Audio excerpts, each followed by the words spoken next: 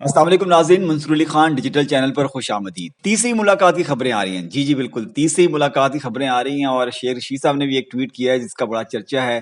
اس چرچے کے پیچھے کس نے خرچہ کیا ہے اس پر تفصیل سے بات کریں گے اس ویڈیو میں، اور اس کے علاوہ پی ٹی آئی کی ایک خاتون رہنما کی درینہ خواہش پوری ہو گئی ہے، وہ کیا ہے وہ بھی آپ سے شیئر کرتے ہیں، لیکن پہلے کچھ دیگر خبریں اس میں شامل کرتے ہیں۔ جی ایس گروپ کے خلاف جھوٹے الزام لگانے پر عدالت نے اینکر پرسن مبشر لقمان کے ناقابل ضمانت وارنٹ جاری کر دیے ہیں۔ ایڈیشنل ڈسٹرکٹ اینڈ سیشن جج جنوبی فتح مبین نظام نے سماعت کی۔ ملزمان میں عقیل کریم ڈیڈی، مبشر لقمان، افتخار شفیع، محمد علی اور خلیل مسعود شامل ہیں۔ ملزمان نے سازش کے طور پر مبشر لقمان کے ساتھ پروگرامز کی سیریز کی۔ مبشر لقمان نے اپنے شو کھرا سچ میں میزبانی کی جو اے آئی وائی نیوز چینل پر نشر ہوئے، جس میں براہ راست جہانگیر صدیقی اور ان سے منسلک کمپنیوں کو نشانہ بنایا گیا۔ عدالت نے فیصلے کے لیے کیس کی سماعت 22 اکتوبر تک ملتوی کر دی ہے۔ اچھا جی، اعتزاز صاحب کا معاملہ چل رہا تھا کچھ دنوں سے، اب اس میں ایک انٹرسٹنگ ڈیولپمنٹ ہے، اور وہ یہ ہے کہ جی پی ٹی آئی کے رہنما فاروق حبیب نے اعتزاز احسن کو پارٹی میں شمولیت کی دعوت دی ہے۔ لاہور میں میڈیا سے گفتگو کرتے ہوئے فاروق حبیب نے کہا کہ اعتزاز احسن ورکرز کے لیے رول ماڈل ہیں اور وہ اپنی پارٹی میں کھل کر اختلاف کرتے ہیں، جبکہ نون لیگ اور پیپلز پارٹی میں بادشاہی ہے، کسی کی جرت نہیں اختلاف کرے۔ انہوں نے کہا کہ Aitzaz Ahsan P T I میں شامل ہونا چاہتے ہیں تو آ جائیں، ہماری پارٹی میں آنے کے لیے ہر اچھے بندے کے لیے راستے کھلے ہیں۔ اچھا فاروق حبیب صاحب، یہ آپ نے دعوت تو دے دیا انہیں، لیکن آپ کو نا اپنے دروازے بہت بڑے کرنے پڑیں گے۔ اس کی وجہ یہ ہے کہ شاید آپ کو پتہ نہیں ہے کہ وہ اگر پی ٹی آئی میں آ گئے نا تو یہاں پر بھی وہ اپنی تنقید جاری رکھیں گے، اور خان صاحب ان کا تو آپ کو پتہ ہی ہے کہ وہ تنقید بالکل پسند نہیں کرتے، تو اس لیے بہتر ہے کہ آپ یہ آفر کرنے سے پہلے ایک بار پھر سوچ لیں۔ ویسے تو خیر فائنل ڈیسیژن اعتزاز صاحب نے خود ہی کرنا ہے، اور میرا نہیں خیال کہ وہ ایسا کچھ سوچ عمر کے اس حصے میں رکھتے ہوں، میرا خیال ہے یہ۔ اچھا، یہ بڑا ایک نا سنگین الزام آپ کہہ سکتے ہیں احسن اقبال صاحب نے لگایا ہے عمران خان پہ، اور انہوں نے کہا کہ جی عمران نیازی نے سیلاب زدگان کے نام پر الیکشن مہم چلائی۔ ہو سکتا ہے عمران خان نے جو پیسے سیلاب زدگان کے لیے جمع کیے تھے وہ اپنے جلسوں پر لگا دیے ہوں۔ عمران خان ماضی میں بھی شوکت خانم کے پیسے اپنے جلسوں پر استعمال کرتے رہے ہیں۔ یہ کافی سنگین الزام ہے، اور گزشتہ روز مجھے یاد ہے خرم دستگیر صاحب نے بھی دعویٰ کیا تھا کہ عمران خان نے 50 جلسوں پر 5 ارب روپے خرچ کیے اور سیلاب زدگان کو 2.5 ارب روپے بھی نہیں دیے تھے۔ تو میں امید ہی کر سکتا ہوں کہ دونوں صاحبان جو یہ الزام لگا رہے ہیں ان کے پاس ان کے ثبوت بھی ہوں، کیونکہ خالی بات کہہ دینا سیاست برائے سیاست کے طور پر یہ مناسب نہیں ہے۔ دوسرا احسن اقبال نے کہا کہ ضمنی الیکشن میں عمران خان کو کامیابی اس لیے ملی کیونکہ ہماری ساری توجہ سیلاب زدگان کی بحالی پر تھی۔ اچھا، یہ بات ہضم نہیں ہو رہی ہے کیونکہ نون لیگ کی ساری کیمپین تو مریم نواز پر ریلائی کر رہی تھی، اور وہ جناب الیکشن سے کچھ دن پہلے خود اپنی مرضی سے لندن چلی گئیں، تو یہ جواز دینا کہ جی عمران خان کو اس لیے کامیابی ملی کہ جو ہم ادھر بیزی تھے، یہ جواز کافی نہیں ہے شکست کا۔ اچھا جی، جو 2 خبریں میں نے آپ کو ٹیزر کے طور پر دی تھی شروع میں کہ جناب درینہ خواہش پوری ہوئی ہے، وہ کچھ یوں ہے کہ عمر سرفراز سیما صاحب جو ہیں ان سے پنجاب حکومت کے ترجمان کا جو عہدہ ہے وہ واپس لے لیا گیا۔ اچھا، ان کے پاس 3 کوئی پورٹ فولیو اکٹھے ہو گئے تھے، تو اب یہ ایک جو ہے نا ان سے واپس لے لیا گیا ہے، اور تحریک انصاف کی رکن پنجاب اسمبلی مسرہ جمشید چیمہ صاحبہ جو ہیں ان کو پنجاب حکومت اور وزیر اعلیٰ پنجاب کا ترجمان مقرر کر دیا گیا ہے، اور اس کا نوٹیفیکیشن بھی جاری کر دیا گیا ہے۔ یہ جناب مجھے پتہ ہے کہ یہ ان کی بڑی پرانی خواہش تھی کہ ان کو یہ پورٹ فولیو ملے، اور اس سلسلے میں وہ بڑی کوشش بھی کرتی رہی ہیں۔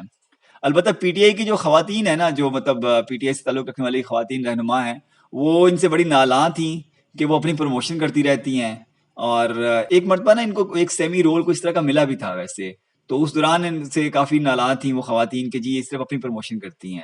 اچھا، اور ہاں آپ کو یاد ہوگا کہ عظمیٰ کاردار صاحبہ کی ایک وہ آڈیو آئی تھی جس کے بعد ان کا پی ٹی آئی سے پتہ گول ہو گیا تھا، تو وہ جو معاملہ تھا نا، ویسے تو اس آڈیو میں بشرا بی بی کے حوالے سے بات ہوئی تھی، لیکن اس آڈیو کا جو معاملہ بنا تھا وہ بنیادی طور پر عظمیٰ کاردار اور مسرہ جمشید چیمہ صاحبہ کے درمیان تھا، ان کا کوئی معاملہ تھا۔ تو اس پہ خیر تفصیل پھر کبھی انشاءاللہ آپ سے ڈسکس کریں گے اور شیئر کریں گے۔ تو خیر مسرہ چیمہ صاحبہ کو یہ اعزاز بھی حاصل ہے کہ وہ اور ان کے ہسبینڈ جو ہیں جمشید اقبال چیمہ صاحب، جو کہ مطلب پی ٹی آئی کے وہ بھی اہم رہنما ہیں، انہوں نے الیکشن کے لیے جب کاغذات نامزدگی ایک ضمنی انتخاب تھا اس کے لیے جمع کروانے تھے، تو دونوں نے جناب، یعنی کہ امیدوار اور جو کورنگ کینڈیڈیٹ ہوتا ہے، دونوں نے ہی جو اپنے پیپرز تھے جو جمع کرائے تھے وہ غلط کرا دیے، جس کی بنیاد پر وہ دونوں اس الیکشن میں حصہ نہیں لے سکے، ٹھیک ہے، اور اس الیکشن میں پی ٹی آئی کا کوئی بھی مطلب امیدوار نہیں تھا، تو یہ بھی اعزاز ہے مسرہ صاحبہ کا۔ خیر اب وہ ترجمان بن گئی ہیں، تو امید ہے کہ پی ٹی آئی کی جو دوسری خواتین رہنما ہیں، اور خاص طور پہ خاص طور پہ فیاض حسن چوہان صاحب، انہوں نے ان کو ضرور مبارکباد دی ہوگی کہ ان کو یہ عہدہ مل گیا ہے. اچھا جی اب آتے ہیں, اچھا نہیں, شیخ صاحب کی ٹویٹ پر آنے سے پہلے اور وہ جو تیسری ملاقات کی خبر پر آنے سے پہلے نا, ایک میں صرف اور شیئر کر دوں آپ سے سٹوری. میاں عامر محمود صاحب, آپ جانتے ہیں انہیں, پنجاب گروپ آف کالجز, دنیا ٹی وی, دنیا اخبار, مطلب بڑا گروپ ہے. تو وہ ایک تقریب میں موجود تھے, وہاں پہ انہوں نے خطاب کیا اور انہوں نے کہا کہ جی اگر اسٹیبلشمنٹ کسی کو آگے کرنا نہیں چاہتی, کوئی آگے نہیں آ سکتا. میری عمران خان صاحب سے ایک دفعہ بات ہوئی, انہوں نے کہا کہ میری 22 سال کی جدوجہد ہے, ٹھیک ہے. تو میں نے انہیں کہا کہ یہ 44 سال میں بدل سکتی تھی اگر اسٹیبلشمنٹ کا نواز شریف کے ساتھ جھگڑا نہ ہوتا, ٹھیک ہے. تو وہ آپ کو یاد ہے, وہ ایک بار یہ بھی رپورٹ ہوا ہے کہ جی خان صاحب نے ایک اہم ملاقات میں یہ کہا کہ جی میری 22 سال کی جدوجہد ہے, تو آگے سے ان کو جواب آیا کہ جی بلکہ خان صاحب نے کہا کہ جی میرا سیاست میں 22 سال کا تجربہ ہے, تو آگے سے جواب آیا کہ ہمارا 75 سال کا تجربہ ہے.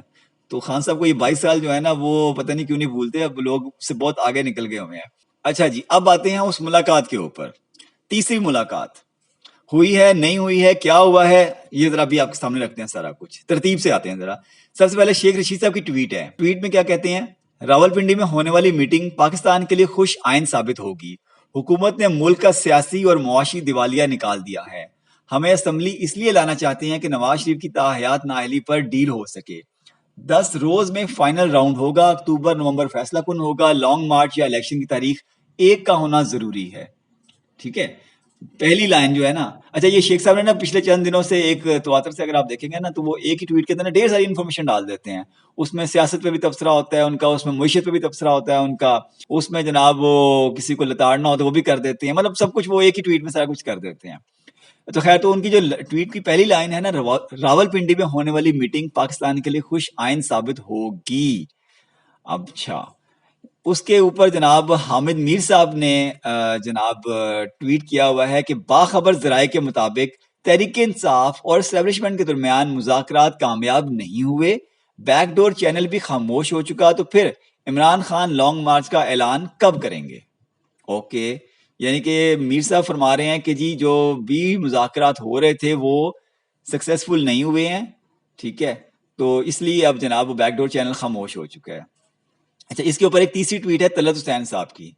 طلعت صاحب نے جو لکھا ہے وہ کہتے ہیں جی شیخ رشید نے پنڈی میں فوجی قیادت اور عمران خان یا نمائندوں کے درمیان انتخابات سے متعلق بات چیت سے متعلق جو بیانیہ بنایا ہے اس کی ہر طرف سے تردید ہو رہی ہے.